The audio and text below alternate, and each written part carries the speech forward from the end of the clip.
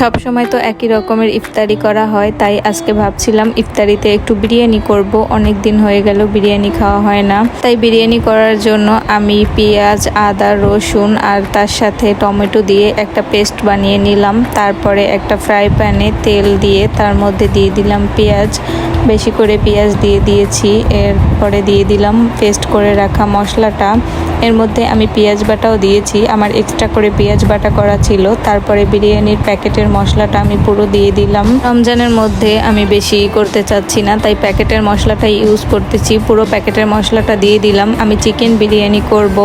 তারপরে এই তো মশলাটাকে আমি ভালোভাবে কষিয়ে নিতেছি। আর আমি ছোট ছোট করে চিকেনগুলো করে রেখেছিলাম, ধুয়ে রেখেছিলাম ভালোভাবে মশলাটাকে কষিয়ে তার মধ্যে আমি চিকেনগুলোকে দিয়ে দিলাম। এর মধ্যে আমি গরম মশলা দিতে ভুলে যাই সব সময়, তাই গরম মশলা দিয়ে দিলাম। আর বিরিয়ানিতে তো আলু না হলে চলেই না, তাই আমি আলুটা দিয়ে ভালোভাবে সব কিছু মিশিয়ে তারপর কিছুক্ষণের জন্য রেখে দিয়েছিলাম মাংসটা সেদ্ধ হওয়ার জন্য।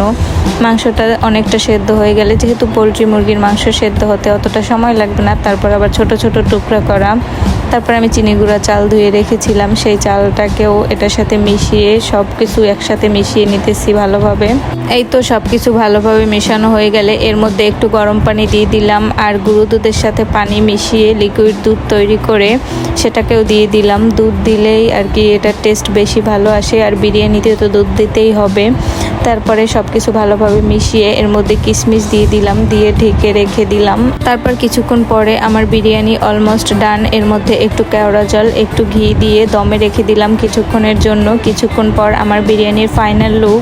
আমি আগে তেমন একটা বিরিয়ানি পছন্দ করতাম না, বাট এখন আমার অনেক ভালো লাগে বিরিয়ানি। বলা যায় এক কথায় আমার পছন্দের খাবার হচ্ছে বিরিয়ানি।